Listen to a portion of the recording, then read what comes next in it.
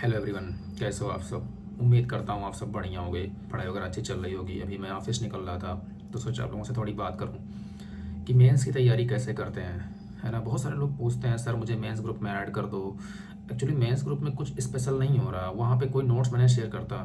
जो भी नोट्स मैं शेयर करूँगा अपने चैनल पे शेयर करूँगा जो सबको मिल जाए, है ना। बाकी अगर कुछ डाउट्स हैं, कुछ क्लियरेंस हैं, वो मेंस के लिए स्पेशली जो एनालिसिस पार्ट है वो मैं मेंस वाले ग्रुप में भी शेयर करूँगा चीज़ें।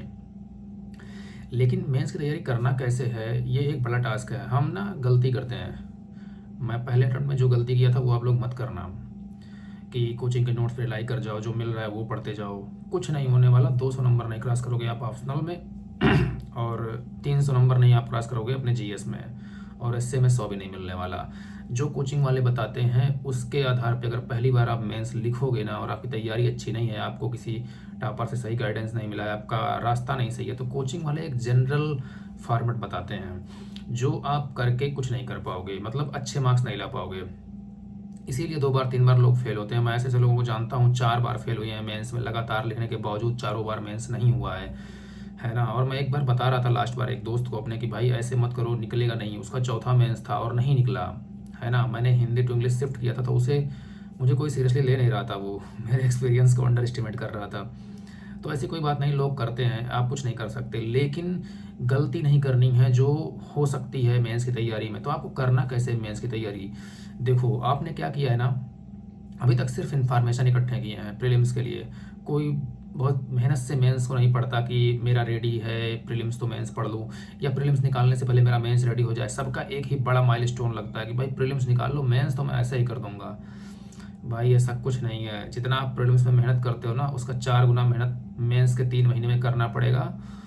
जान निकल जाती है पढ़ते पढ़ते और लिखते लिखते, है ना। इतना आसान नहीं है मेंस। पूरा बॉडी एग्जॉस्ट हो जाता है, दिमाग काम करना बंद कर देता है, किसी से बात करने का मन नहीं करता, मन करता है दुनिया छोड़ दे, मुझे अकेले पड़े रहूँ कुछ दिन। अगर खाली बैठे रहो तो यही मन करता है और कुछ नहीं करता, किसी से बात भी करने का मन नहीं करता, है ना। तो मेंस बहुत थकाऊ काम है। तो जब आप मेंस पढ़ रहे हो तो सही डायरेक्शन ये है ना कि हर टॉपिक जितना भी सिलेबस में लिखा हुआ है मेंस का सिलेबस उठाओ, उस टॉपिक के जितने डायमेंशन हो सकते हैं कवर करो। फॉर एग्जांपल आप आर्ट एंड कल्चर पढ़ते हो तो उसके एनालिसिस पार्ट को पढ़ो, उससे जुड़ी पॉलिसीज पढ़ो, गवर्नमेंट क्या कर रही है, दुनिया में क्यों इसको बढ़ावा दिया जा रहा है, सॉफ्ट पॉलिसी में क्या इंपॉर्टेंस है ना, सोशल डेवलपमेंट में क्या इंपॉर्टेंस है, कल्चर में क्या इंपॉर्टेंस है, इकोनॉमिक डेवलपमेंट में क्या इंपॉर्टेंस है, इंफ्रास्ट्रक्चर डेवलपमेंट में कल्चर का क्या महत्व है। ये सारी चीज़ें आपको पढ़नी पड़ेगी। ऐसे सोसाइटी के जितने भी इशूज आप पढ़ते हो सोसाइटी के, सब आपको सॉल्व करके रखना पड़ेगा कि ये ऐसे सॉल्व होगा, इसका बेस्ट प्रैक्टिस ये है। आपको यहाँ से कंटेंट लेना पड़ेगा।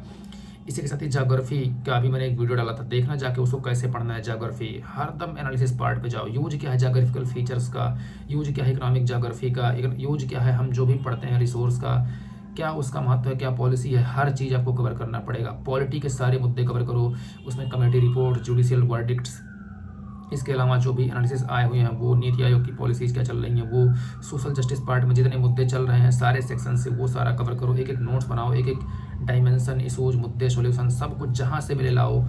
इसी तरीके से गवर्नेंस में क्या नया डायमेंशन आ रहा है, क्या प्रशासन में नई चीज़ें आ रही हैं, कैसे बेटर किया जा सकता है, क्या चैलेंजेस हैं, वो सारी चीज़ें आपको कवर करनी पड़ेगी। आईआर बहुत ही डायनेमिक है, आईआर को करंट अफेयर से बढ़िया से कवर करो, उसको स्टैटिक से जोड़ो, उसको फ्यूचर पॉलिसी से जोड़ो, गवर्नमेंट के डायमेंशन से जोड़ो, न्यूज़पेपर से कनेक्ट करो, तब जाके आईआर बढ़िया होगा। इसी तरीके से जब आप इकोनॉमी पढ़ते हो, स्पेशली फिनेंशियल मोबिलाइजेशन बहुत अच्छा टॉपिक है, लेकिन उसका नोट्स मार्केट में नहीं अवेलेबल है, उसको आपको खुद से बनाना पड़ेगा। मैंने क्या किया था, विजन आईएएस के वैल्यू एडिशन मटेरियल को बेस बनाया था, उसके बाद उसके सारे डायमेंशन करंट अफेयर से ऐड करे थे।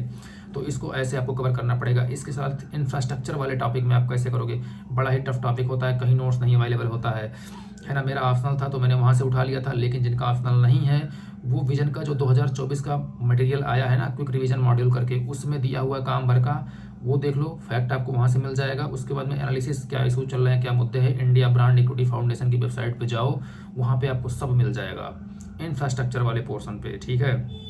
एग्रीकल्चर वाले पोर्शन पे आपको खुद से काम करना पड़ेगा। बेसिक के लिए आप वैल्यू एडिशन यूज़ कर सकते हो या फिर ओनली इसका प्रहार यूज कर सकते हो। हिंदी के लिए मुझे नहीं पता, हिंदी के लिए भी वैल्यू एडिशन है एक्चुअली में, है ना। उसके बाद में आप जितने agriculture policies, agriculture regions, agriculture नए डायमेंशन खुल रहे हैं, क्लाइमेट चेंज एक्सेट्रा, सबसे लिंक करके उसको बेटर करो। डिजास्टर मैनेजमेंट में आप जाओ और उसको सारे देखो, बहुत सारे डिजास्टर मैनेजमेंट के जो नोट्स हैं ना वो बहुत अच्छे नहीं हैं, वहाँ पे बेसिक दिया हुआ है, उसको आपको बेस्ट करना पड़ेगा। वैल्यू एडिशन ऐड करो, नई नई चीज़ें लेके आओ, उसमें डालो क्या हो सकता है, क्या चेंजेस आ रहे हैं डिजास्टर में, क्या गवर्नमेंट पॉलिसी में आ रहे हैं, क्या ग्लोबल पॉलिसीज में चेंज आ रहे हैं, ये सारी चीज़ें आपको उसमें से कवर करनी पड़ेगी। इसी के साथ ही साइंस एंड टेक्नोलॉजी बहुत ही डायनेमिक है, ज़्यादा क्वेश्चन नहीं आते, लेकिन 2 क्वेश्चन आपकी दुनिया हिला सकते हैं। पेपर 3 में नंबर आता ही नहीं, इतना मेहनत करने के बाद 84 नंबर आया है 2023 वाले मेंस में। इस बार 100 लाना है तो बहुत मेहनत करना पड़ेगा। तो साइंस एंड टेक को आपको डायनेमिक रूप से प्रिपेयर करना पड़ेगा। सारा डायनेमिक्स जो उसका है, क्या यूज है, क्या पॉलिसी है, क्या चीज़ें हैं, मोस्टली करंट अफेयर से आता है, आपको अच्छे से कवर करना पड़ेगा इस टॉपिक को। इन्वायरमेंट वेरी इंपॉर्टेंट क्वेश्चन, क्योंकि इस समय जिस तरीके से क्लाइमेट चेंज हो रहा है, काफ़ी बेटर करना पड़ेगा इसको। तो इन्वायरमेंट के लिए सिर्फ करंट अफेयर्स पढ़ो, न्यूज़पेपर कवर करो, गवर्नमेंट पॉलिसी जो स्टैटिक पोर्शन है उससे जोड़ के आंसर लिखो, ये बेटर हो जाएगा। इसके साथ ही बचता है आपका इंटरनल सिक्योरिटी के लिए नोट्स अच्छे नहीं है मार्केट में। बेसिक नोट्स हैं, चाहे विजन आईएएस का ले लो, वैल्यू एडिशन, चाहे प्रहार का ले लो, 2 ही मुझे अच्छे लगते हैं अभी फिलहाल देखने में। दोनों को वैलिड करना पड़ेगा, वैल्यू ऐड करना पड़ेगा आपको करंट अफेयर से, और खुद बेस्ट प्रैक्टिस से, गवर्नमेंट पॉलिसी से, सब कुछ उठा के जब आप लिंक कर दोगे ना, तब आपका इसका नोट्स बनेगा। तो आई होप कि मैंने लगभग सारे टॉपिक को बता दिया है। हो सकता है कोई एक मिस हो गया हो तो उसको आप देख लेना। एथिक्स का नहीं बता रहा हूँ, क्योंकि एथिक्स का एक वीडियो मैंने जस्ट थोड़े दिन पहले डाला है कि पढ़ना कैसे एथिक्स, केस स्टडी का मैं डाल दूंगा कुछ दिन में, तो आप लोगों का सब हो जाएगा इसमें। तो एथिक्स का वीडियो आप वहाँ से जाकर देख सकते हैं कि कैसे एथिक्स को पढ़ना है ना। तो थैंक यू वेरी मच। बहुत कम टाइम में बहुत जल्दी मैंने बोला है कि जल्दी से बता के निकल जाऊँ, क्योंकि ऑफिस जाना था मुझे, और मैं सोच रहा था ये वीडियो बनाने का, पर टाइम नहीं मिल पा रहा था।